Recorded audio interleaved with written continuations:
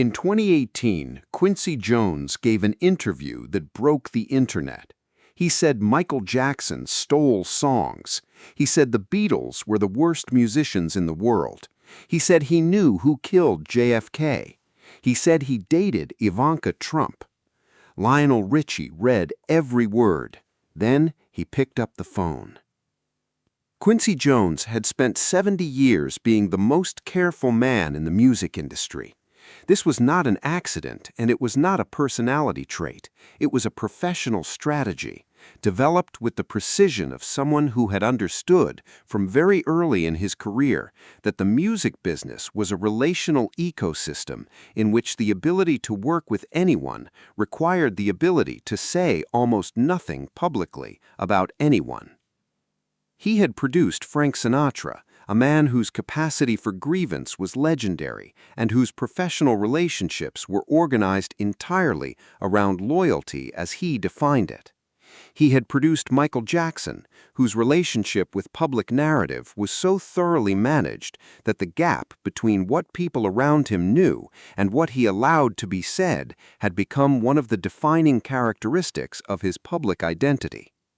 He had produced Ray Charles and Aretha Franklin and Miles Davis and Count Basie, and a catalog of collaborations so extensive that it represented not merely a career but an entire history of American popular music, organized around one man's ability to enter the most difficult rooms in the industry and leave them with everyone still speaking to everyone else. He had kept his opinions largely to himself for 7 decades. He had kept them because keeping them was what the work required, because the specific kind of creative authority he exercised depended on being the person in the room that everyone trusted, and you could not be that person if you were also the person who had publicly described your previous collaborator's limitations in the direct language that his private assessments actually used. He had known things about everyone. He had said almost nothing about anyone. This was the deal he had made with himself, and he had honored it with the consistency of someone who understood that the deal was the foundation of everything else. And then, in February of 2018, at the age of 84, Quincy Jones sat down with a journalist from New York Magazine and appeared to decide that the deal was over. What came out in the interview was not the carefully calibrated disclosure of someone who has decided to share a few selected truths for strategic purposes. It was the specific quality of verbal release that happens when someone who has been disciplined for a very long time stops being disciplined all at once, when the accumulated weight of 7 decades of withheld opinion arrives at a single point of exit and goes through it simultaneously. He said that Michael Jackson had stolen songs. He specified Donna Summer's State of Independence, the riff of which he claimed had found its way into Billie Jean. He called Michael Machiavellian and greedy and said he had lied about the plastic surgery. He said the Beatles had been the worst musicians in the world, no playing people in his specific language, and that Paul McCartney was the worst bass player he had ever heard, and that Ringo Starr had taken 3 hours to record a 4-bar drum part. He said he knew who had killed John F. Kennedy and named the mob. He said he had dated Ivanka Trump. He described Marlon Brando's sexual appetite with a comprehensiveness that left very little to the imagination. He called Donald Trump a series of things that are not reproducible in a family context. He said Hillary Clinton was keeping secrets. The interview was published, and the internet did what the internet does when something extraordinary appears on it. It amplified and fragmented and spread the content in every direction simultaneously, each claim receiving its own specific wave of reaction from the people who had been named, the people who knew the people who had been named, and the considerably larger population of people who simply found the spectacle of an 84-year-old legend saying everything he had never said in 70 decades to be one of the most compelling things they had encountered in recent memory. The Jackson family said Quincy must be experiencing the early stages of dementia. Joe Jackson said Quincy had always been jealous of Michael. Paul McCartney's representatives did not comment. Ivanka Trump did not comment. The mob, to no one's surprise, did not comment. Lionel Richie read the interview the morning it was published. He read it the way you read something that involves people you have known for decades, not as a general consumer of media, but as someone for whom every name in the text is attached to a specific history, a specific set of shared experiences, a specific set of rooms and conversations and moments that the published version of events is both referring to and necessarily failing to fully capture. He read about Michael and thought about the Encino House and the albino python and the 3 days of writing. He read about the Beatles and thought about the specific quality of Quincy's private opinions, which he had been hearing for years in conversations that were never intended for publication. He read about JFK and the mob and Ivanka Trump and Marlon Brando with the particular expression of someone who is simultaneously unsurprised and completely taken aback, who knows the person well enough to recognize the voice, but cannot quite believe the voice has chosen this particular occasion to speak at this particular volume. He picked up the phone. He called Quincy. The phone rang twice, 3 times, and then Quincy answered with the specific quality of someone who has been expecting a call and is not surprised that it has arrived. Lionel said, "Q, what did you do?" Quincy laughed. It was the laugh that Lionel had heard for 40 years, the specific laugh of someone who finds the gap between what the world expects and what is actually true to be one of the more reliable sources of amusement available to a person who has been paying attention. He said, "I told the truth, Lionel." Lionel said, "You burned everything down." Quincy said, "Some things need burning." Lionel said, "Not Paul McCartney, not the Beatles, not—" And he paused here because the list of things that Quincy had apparently decided needed burning was long enough that he was having difficulty identifying the right place to begin. Not all of it, Q, not all at once. Quincy was quiet for a moment, and then he said the thing that explained it, not as a defense, not as an apology, but as the statement of someone who has looked at the situation with the full clarity of 84 years and has arrived at an accounting that differs from the one his interlocutor is operating with. He said, "Lionel, I'm 84 years old. I have been polite my whole career. I have said the right thing to the right person at the right moment for 70 years. I have protected people who did not always deserve protection. I have stayed quiet about things that should have been said out loud a long time ago." He paused, and he said, "I thought I'd try something different." Lionel held the phone for a moment. He was thinking about the specific arc of Quincy Jones's life, not the public version, the awards and the production credits and the magazine covers, but the private version that he had been adjacent to for 40 years, the version that included the things Quincy had seen and done and known that had never been part of the official record. He was thinking about what it meant to be 84 years old and to have spent 70 of those years in rooms where the most important people in American culture had said and done things in your presence that they trusted you never to repeat, and to have honored that trust consistently for 7 decades, and then to sit down with a journalist and let some of it out in a single afternoon.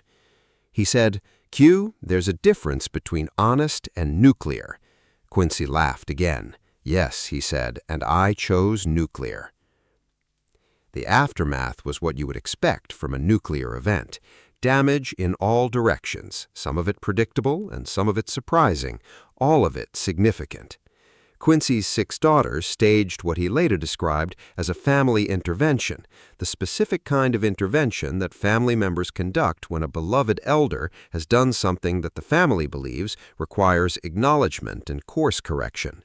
Quincy went to Twitter and issued an apology that he described as the result of having recently stopped drinking after 3 years of sobriety and of having lived a long and crazy life in which, quote, "certain details about specific events come flooding back all at once, and sometimes the filter between thought and speech fails to engage before the thought has already exited the building." He called it word vomit and bad-mouthing. He said he was an imperfect human, and he was not afraid to say it. He said he was sorry, and he was not afraid to say that either. The apology was received with varying degrees of satisfaction by the people it was directed at. Paul McCartney's people remained silent, the Jackson family remained unconvinced, and the general public was left in the specific state of uncertainty that follows the apology of someone who had clearly meant what they said before the apology and may or may not have meant the apology itself. Lionel Richie watched all of this unfold with the specific combination of affection and exasperation that characterizes long friendships with people who have significant capacity for chaos. He had known Quincy Jones since the 1970s, had worked with him on We Are the World, had been the beneficiary of his specific kind of creative wisdom and organizational genius on the most significant night of Lionel's professional career. He understood Quincy in the way that you understand someone after 40 years of proximity, not perfectly, not completely, but with the specific knowledge that comes from having seen the person in enough situations to know which aspects of their character are consistent across all of them and which are situational. What he knew about Quincy was that the interview had not been random or accidental. Quincy did not do random or accidental, had not done random or accidental in 70 years of one of the most deliberately constructed careers in the history of American music. What had happened in the interview was not a malfunction, it was a choice, the specific choice of someone who had decided at 84 that the cost-benefit analysis of continued diplomatic silence had shifted in a direction that favored the alternative. That the relationships that required the silence had either concluded or could survive the disruption. That the time remaining was finite in a way that made the accumulated weight of withheld opinion feel like something that should not be carried to the end without being set down. He was not wrong about Michael having the instincts of someone who would not always credit his influences with the generosity they deserved. He was not wrong about the Beatles having been rough musicians in their early years, technically limited in ways that their genius more than compensated for, but that remained technically true. He was not wrong about any number of things he had said, which was part of what made the apology complicated. The specific difficulty of apologizing for truths that you have phrased impolitely rather than for falsehoods that you have stated in error. Lionel called Quincy one more time after the apology had been issued and the immediate chaos had begun to settle into the longer-term noise that follows these events. He said, "Q, how are you?" Quincy said, "I'm fine, Lionel. You know what the best part is?" Lionel said, "What?" Quincy said, "At least people are paying attention. At 84 years old, people are paying attention." Lionel started laughing. He laughed the way you laugh when someone you love has done something completely indefensible that is also, in some fundamental way, exactly them. The laugh of recognition, the laugh of someone who has known a person long enough to see the logic inside the chaos. Quincy Jones died on November 3, 2024, at the age of 91.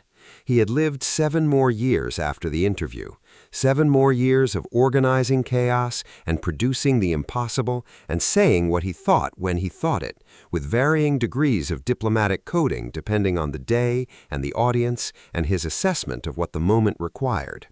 When he died, Lionel Richie posted 6 words. "Wow, Q, what a great ride." He did not elaborate. He did not need to. The 6 words contained everything.